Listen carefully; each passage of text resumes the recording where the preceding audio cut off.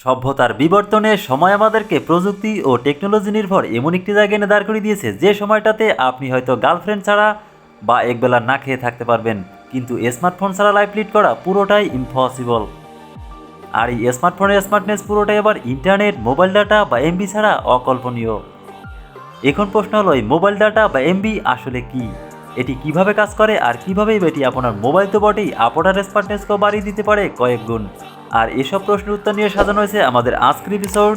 নিঃসন্দেহে ভিডিওটি অনেক ইনফরমেটিভ এবং ইন্টারেস্টিং হতে যাচ্ছে, তাই সম্পূর্ণ ভিডিওটি দেখার অনুরোধ রইল। ইন্টারনেট, আন্তর্জাল বা ইন্টারনেট হলো একটি বৃহত্তম নেটওয়ার্ক যা কোম্পানি, সরকার, বিশ্ববিদ্যালয় এবং অন্যান্য সংস্থা দ্বারা পরিচালিত পৃথিবীর সকল কম্পিউটার নেটওয়ার্কগুলিকে একে অন্যের সাথে সংযুক্ত করে।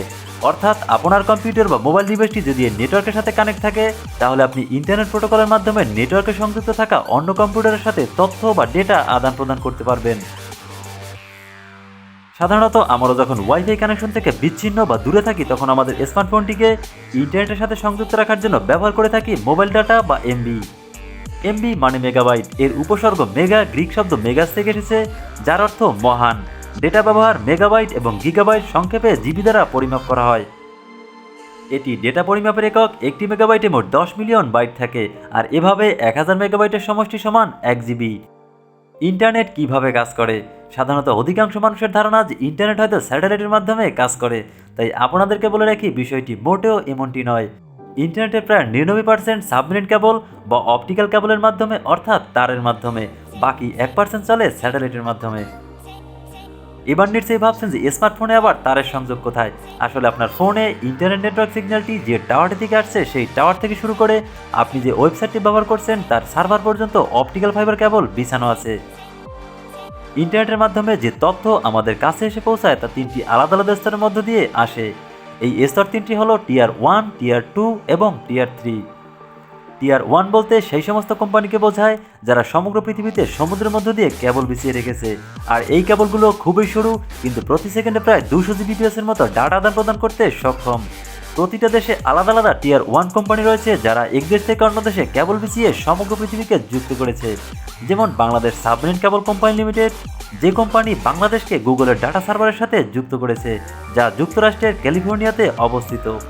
টিয়ার 2 স্তরের আওতায় সেই সমস্ত কোম্পানিগুলো পড়ে যারা টিয়ার 1 কোম্পানির কেবল থেকে সংযোগ নেয়। অর্থাৎ টিয়ার 1 কোম্পানি ফাইবার কেবলগুলো সমুদ্র তীরবর্তী কোনো নির্দিষ্ট অঞ্চল পর্যন্ত নিয়ে আসে, আর সেখান থেকে দেশের বিভিন্ন কোম্পানি যেমন টেলিটক, রবি, জিবি হিসেবে নির্দিষ্ট টাকার বিনিময়ে সংযোগ নিয়ে থাকে। এছাড়াও নির্দিষ্ট এলাকাভিত্তিক কিছু ছোট ছোট ইন্টারনেট সার্ভিস প্রোভাইডার বা আইএসপি রয়েছে, যাদেরকে টিয়ার 3 কোম্পানি বলা হয়। এখন যদি প্রশ্ন হয় যে ইন্টারনেটের মালিককে, তাহলে এক কথায় বলতে পারেন ইন্টারনেটে কোনো মালিক নেই। আসলে ইন্টারনেটের সাথে যুক্ত সকল ব্যক্তি বা প্রতিষ্ঠান এর অংশীদার, মানে আপনি যুক্ত থাকলে আপনিও। তো আমরা বুঝতে পারলাম যে ইন্টারনেটের জন্য কোনো খরচ নেই। তাহলে প্রশ্ন হলো, ইন্টারনেট ব্যবহার করার জন্য যে আমরা টাকাটা দেই সেটা আসলে যায় কোথায়? আর নির্দিষ্ট টাকার বিনিময়ে আমাদের যেই 1 জিবি বা 2 জিবি ডাটা দেওয়া হয় সেটিই বা কেন?